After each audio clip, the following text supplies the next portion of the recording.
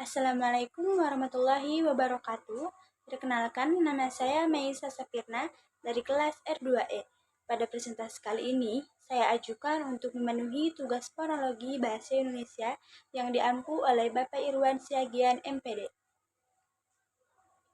Materi yang akan saya bahas kali ini yaitu posisi fonestemis dalam pasangan minimal.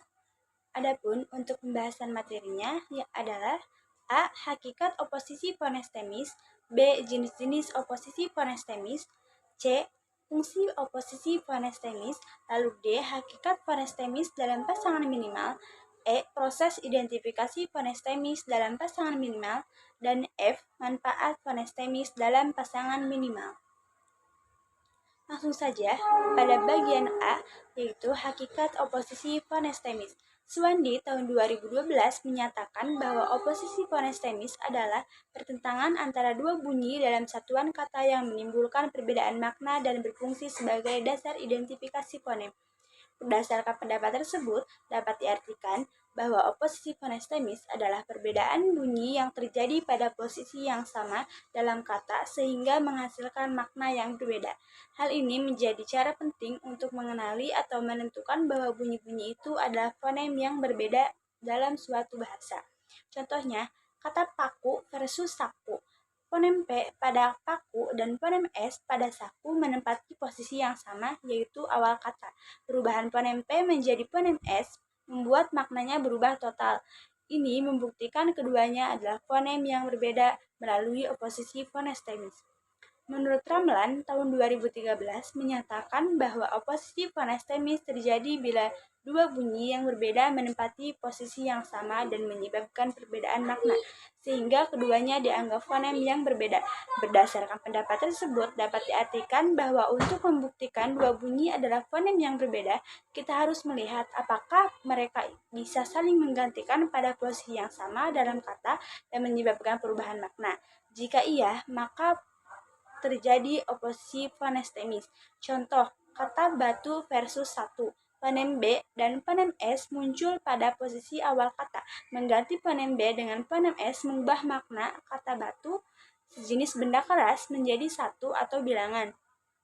Lalu menurut Muslih M tahun 2010 menyatakan bahwa dalam analisis fonologi struktural, oposisi fonestemis digunakan untuk membedakan apakah dua bunyi merupakan alofon atau fonem yang berbeda.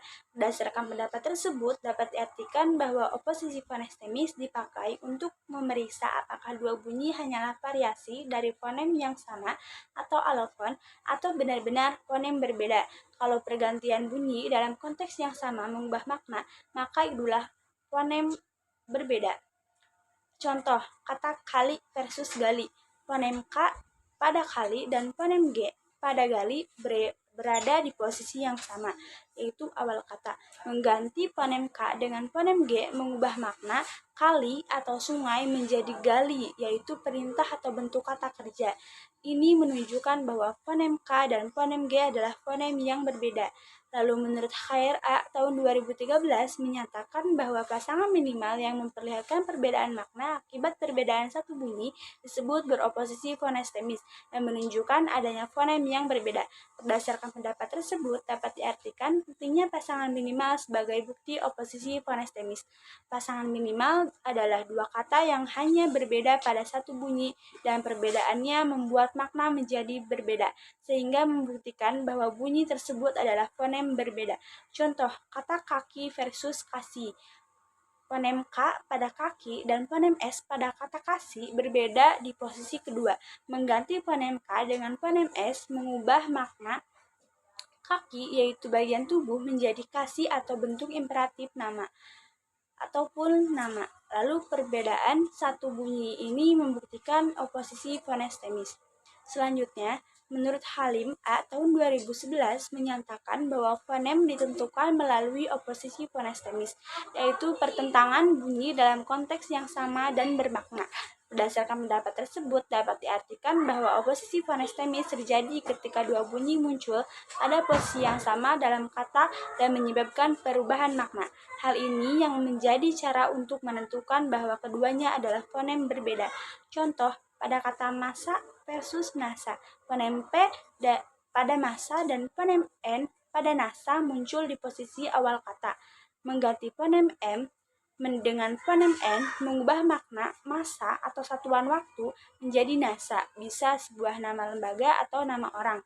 Ini membuktikan adanya oposisi fonestemis. Sintesis teori oposisi fonestemis adalah pertentangan antara dua bunyi yang muncul pada posisi yang sama dalam kata dan menimbulkan perbedaan makna.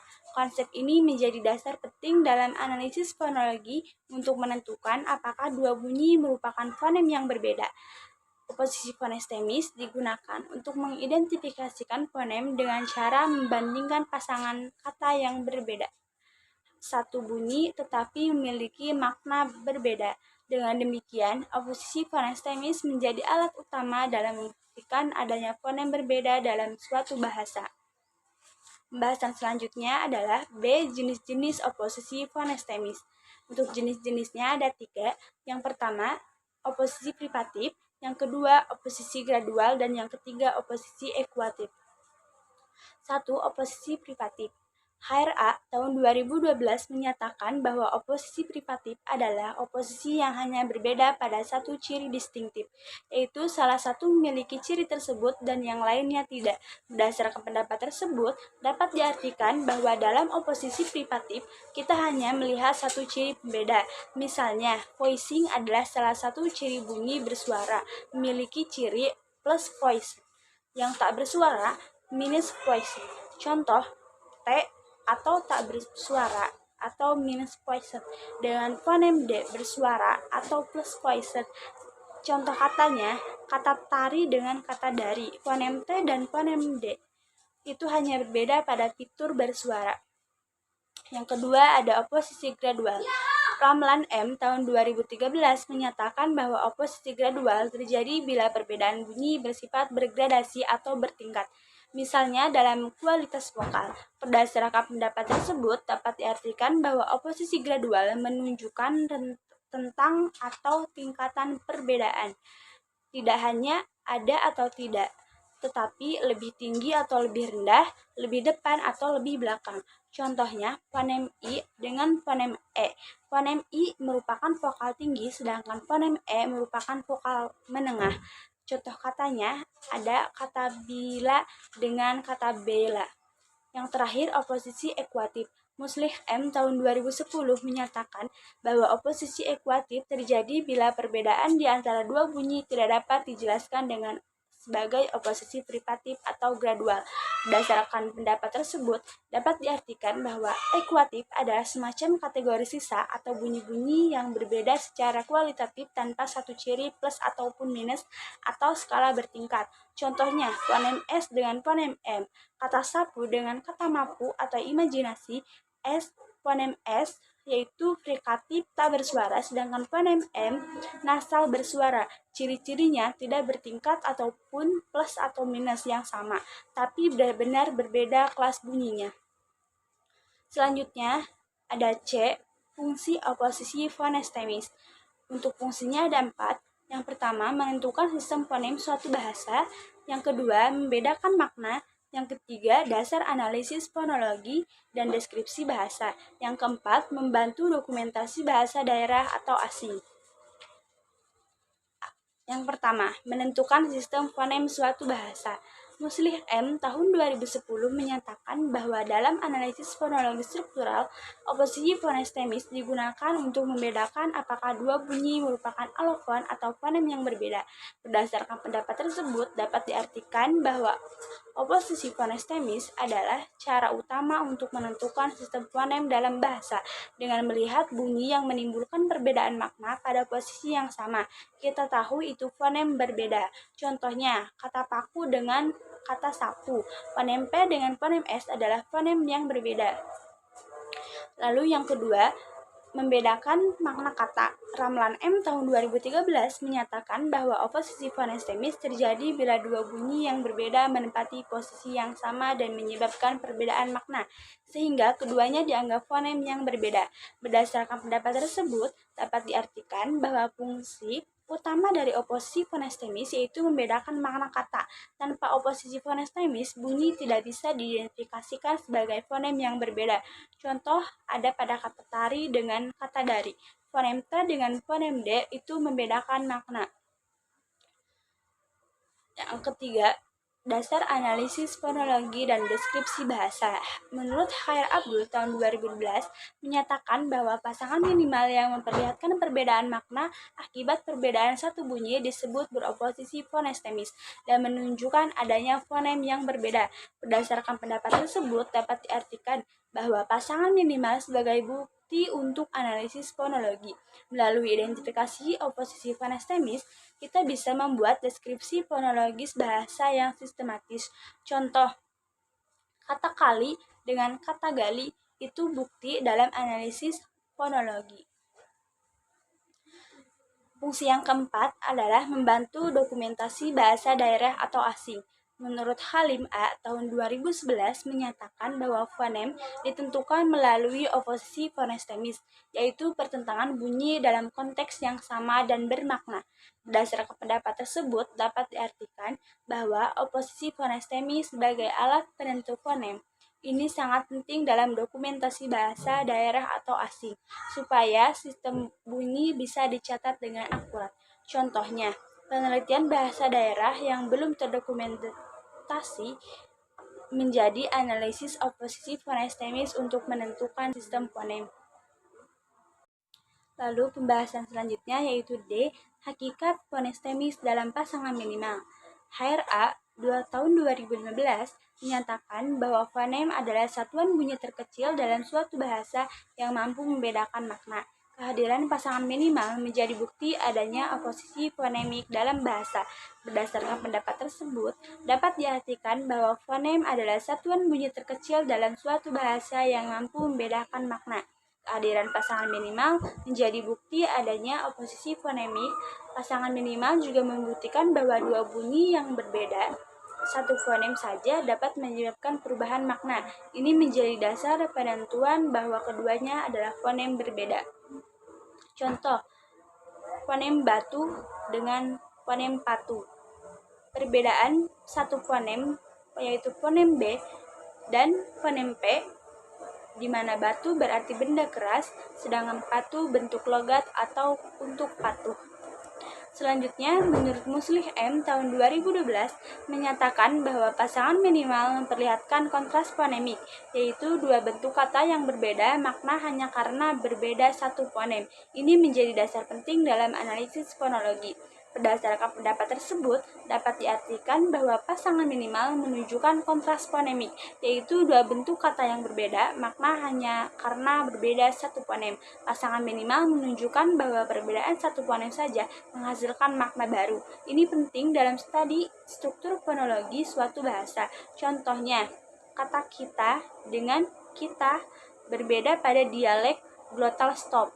Kita biasa dengan kita dalam ekspresi tertentu. Menurut Ramlan M. tahun 2013 menyatakan bahwa fonem hanya dapat ditentukan melalui distribusi dan oposisi, khususnya melalui pasangan minimal yang memperlihatkan pertentangan bunyi dalam satu posisi tertentu. Berdasarkan pendapat tersebut, dapat diartikan bahwa fonem yang hanya dapat ditentukan melalui distribusi dan oposisi bunyi, terutama lewat pasangan minimal yang memperlihatkan pertentangan bunyi dalam satu posisi. Fonem dibuktikan secara struktural dengan melihat distribusi bunyi dan oposisi, di mana pasangan minimal menunjukkan perubahan bunyi di posisi yang sama, memicu perubahan makna. Contoh, kata masa dengan nasa. Perbedaan satu fonem M versus fonem N itu yang dimana masa berarti waktu dan NASA nama organisasi antariksa. Untuk sintesis teorinya, dari ketiga pendapat tersebut dapat disimpulkan bahwa hakikat oposisi fonemik dalam pasangan minimal terletak pada peran bunyi dalam membedakan makna. Pasangan minimal menjadi instrumen utama dalam membuktikan keberadaan fonem dan oposisi fonemik dalam suatu bahasa. dengan membandingkan kata-kata yang berbeda satu fonem dalam posisi yang sama dan menghasilkan makna berbeda. Analisis fonologi dapat menetapkan status fonem suatu bahasa secara objektif dan sistematis. Pembahasan selanjutnya adalah proses identifikasi fonestemis dalam pasangan minimal. Prosesnya yang pertama itu temukan dua kata yang sama strukturnya kecuali satu bunyi. Lalu yang kedua, pastikan posisi bunyi yang berbeda itu sama. Yang ketiga, periksa apakah perubahan bunyi menyebabkan perubahan makna. Dan yang keempat, simpulkan bahwa bunyi yang tersebut adalah bunyi yang berbeda. 1. Temukan dua kata yang sama strukturnya kecuali satu bunyi. Khair Abdul tahun 2012 menyatakan bahwa pasangan minimal adalah dua kata yang berbeda hanya karena satu bunyi dan memiliki makna yang berbeda. Berdasarkan pendapat tersebut dapat diartikan bahwa artinya kita harus mencari dua kata yang bentuknya hampir sama, tapi hanya berbeda satu bunyi saja. Semua unsur lainnya sama, suku kata, posisi bunyi, jumlah fonem, hanya satu fonem yang berbeda. Contoh, kata paku versus kata baku. Strukturnya yaitu konsonan vokal, hanya berbeda pada bunyi awal, yaitu fonem P dengan fonem B. Yang kedua, pastikan posisi bunyi yang berbeda itu sama. Khair Abdul tahun 2012 menyatakan bahwa dalam pasangan minimal, perbedaan bunyi terletak pada posisi yang sama secara struktural. Berdasarkan pendapat tersebut, dapat diartikan bahwa bunyi yang berbeda itu harus muncul di tempat yang sama, misalnya sama-sama di awal kata, sama-sama di tengah kata, dan sama-sama atau sama-sama di akhir kata. Kalau letaknya berbeda, itu bukan pasangan minimal. Contoh, kata tali versus dali. Perbedaan bunyi fonem T dengan fonem D terletak di posisi awal, onset suku pertama. Yang ketiga, pastikan apakah perubahan bunyi menyebabkan perubahan makna. Menurut Krida Laksana tahun 2010 menyatakan bahwa pasangan minimal berfungsi untuk menunjukkan bahwa dua fonem berbeda dapat membedakan makna kata.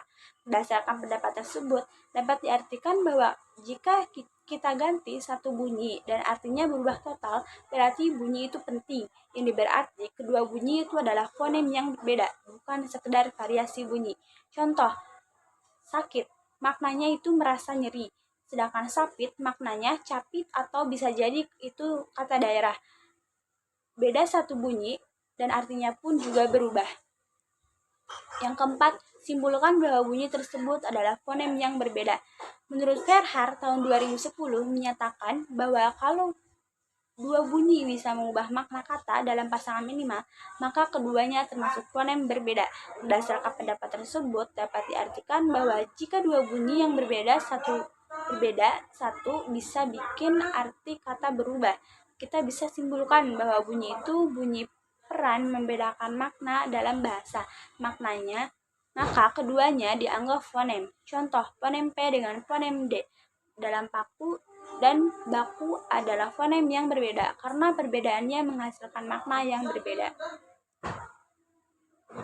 Ada F, manfaat fonestemis dalam pasangan minimal. Manfaatnya ada 3. Yang pertama, menjadi bukti perbedaan fonem. Yang kedua, membantu pemetaan sistem bunyi bahasa. Dan yang ketiga, dasar pengajaran dan penelitian fonologi. 1. Menjadi bukti perbedaan fonem. Krida Laksana tahun 2010 menyatakan bahwa pasangan minimal digunakan untuk membuktikan bahwa dua bunyi merupakan fonem yang berbeda karena perbedaan bunyi tersebut menyebabkan perbedaan makna.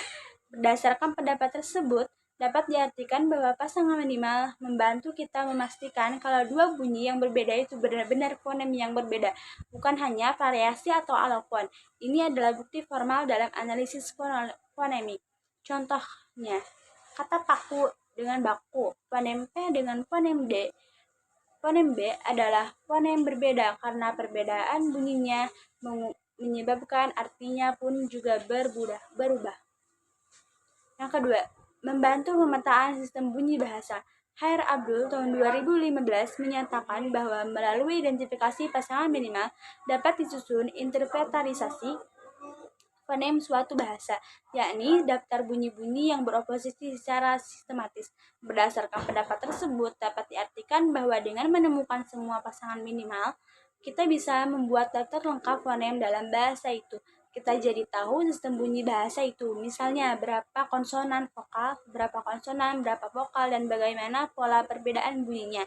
Contohnya, menyusun interpretaris fonem bahasa Indonesia, fonem P dan fonem B, yaitu konsonan bilabial tak bersuara dan bersuara.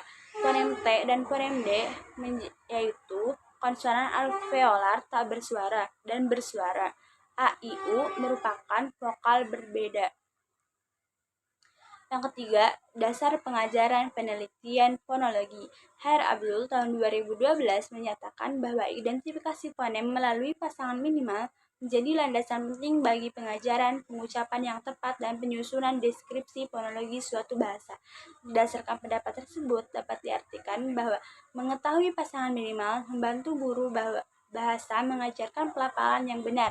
Peneliti juga membutuhkannya untuk mendeskripsikan sistem fonologi bahasa dengan akurat.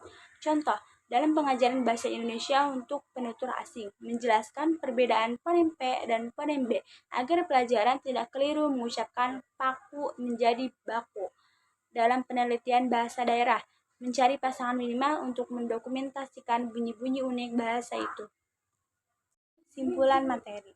Oposisi fonestemis adalah pertentangan dua bunyi pada posisi yang sama dalam kata yang menyebabkan perbedaan makna, sehingga membuktikan keduanya adalah fonem berbeda. Melalui identifikasi pasangan minimal, dua kata yang hanya berbeda satu bunyi tetapi bermakna berbeda, kita dapat menentukan sistem fonem dalam suatu bahasa secara sistematis.